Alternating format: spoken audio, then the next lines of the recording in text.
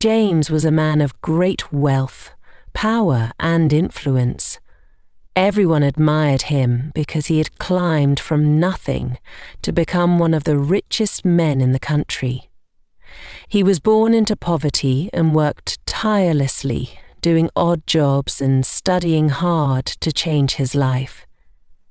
In high school, he met Sarah, a bright and beautiful girl from a wealthy family. Despite coming from different worlds, Sarah fell in love with James because of his honesty, kindness, and determination. Sarah's parents didn't approve of their relationship, but Sarah stood by James. When James finally made his fortune, Sarah married him, and their love story inspired everyone around them. They seemed like the perfect couple.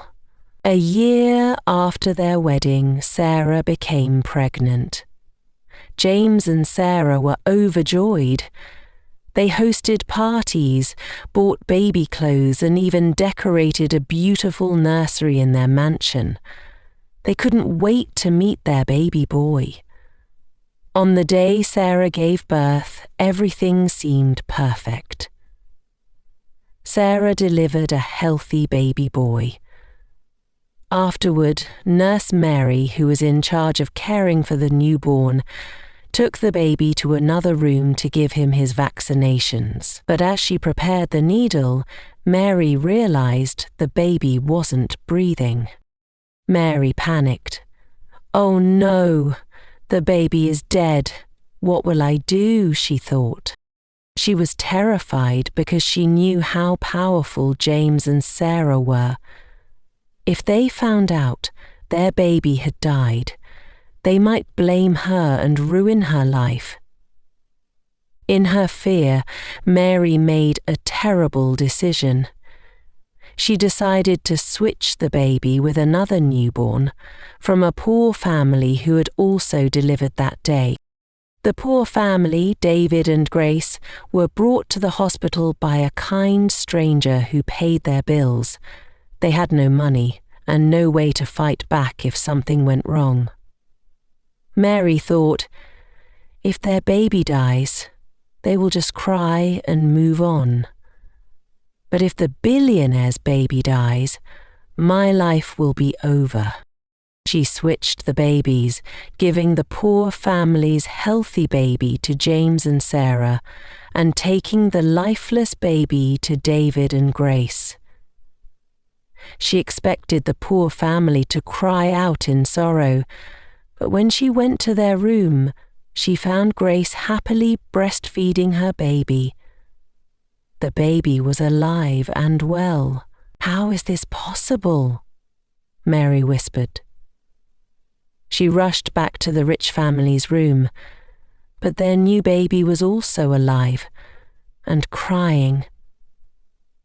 She was too scared to confess, so she let both families leave with the wrong babies. Ethan, the boy raised by James and Sarah, grew up in luxury.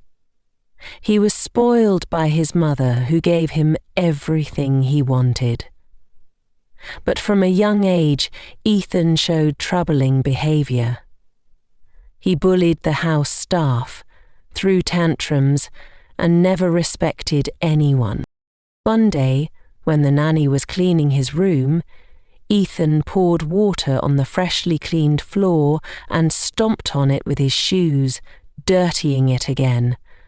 When the nanny scolded him, Ethan ran crying to his mother, saying the nanny had slapped him. Sarah immediately fired the nanny without listening to her side of the story.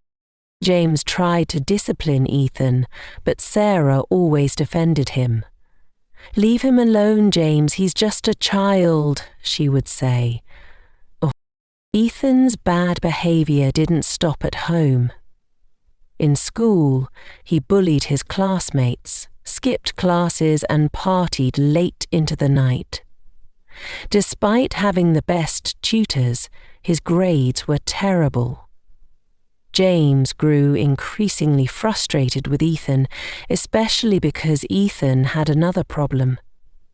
He bedwet every night, even at the age of 15. Doctors and specialists couldn't explain why this was happening, leaving James deeply worried. Meanwhile, Michael, the boy raised by David and Grace, grew up in poverty. Life was hard for his family. They often struggled to have enough food. But David and Grace always put Michael first. Even if there was only one piece of bread, they would give it to Michael and go hungry themselves. Michael grew up to be kind, humble, and hard-working. He helped his father on the farm and worked small jobs to support his family. Despite their struggles, his parents taught him to be grateful and to always help others.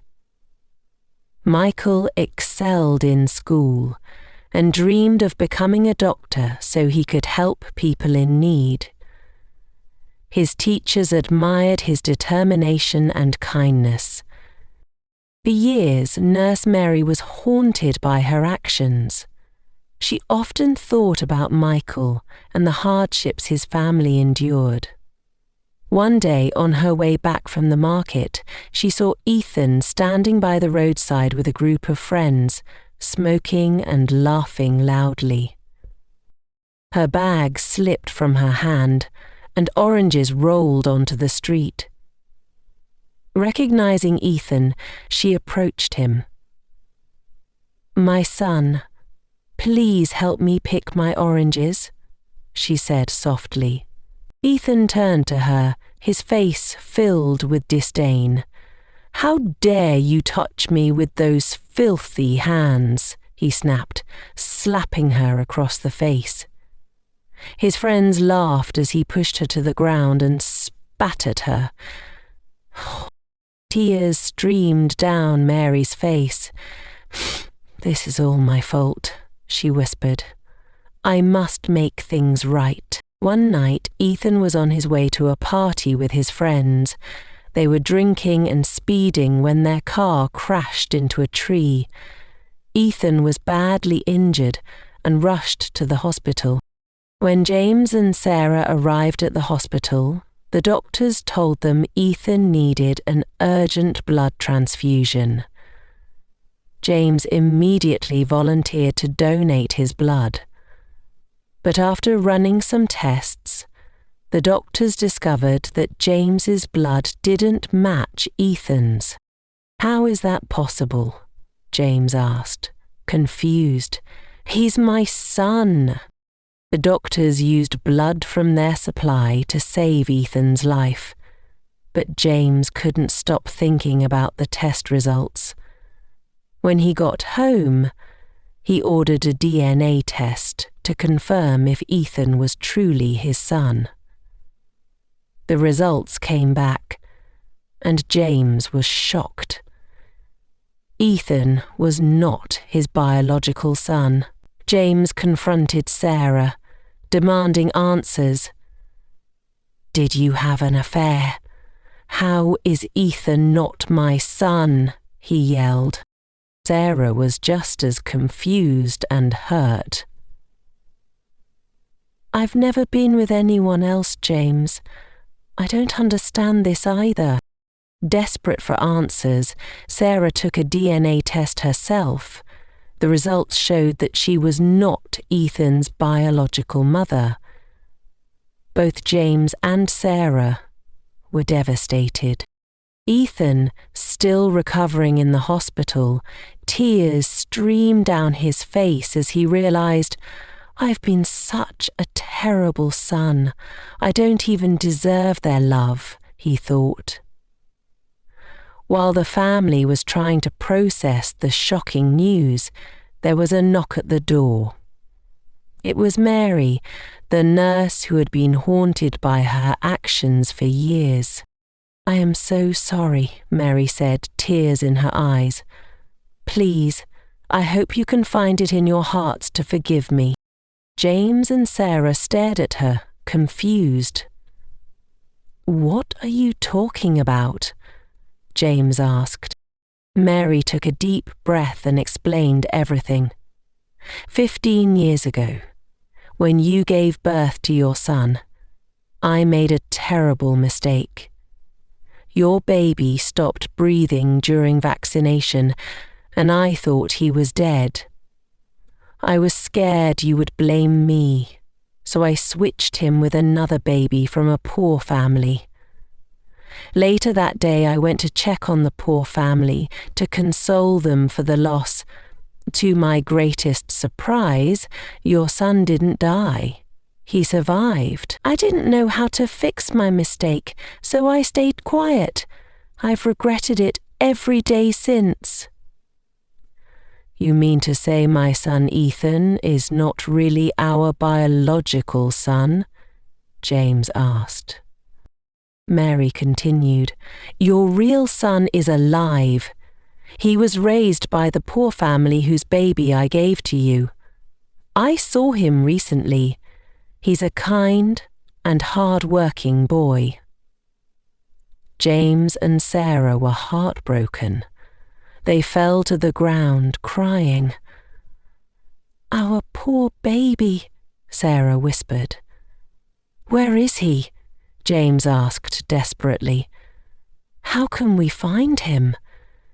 Ethan overheard their conversation, fell down to his knees, crying. This cannot be true. Mum and Dad are not my real parents. Mum, I know this woman.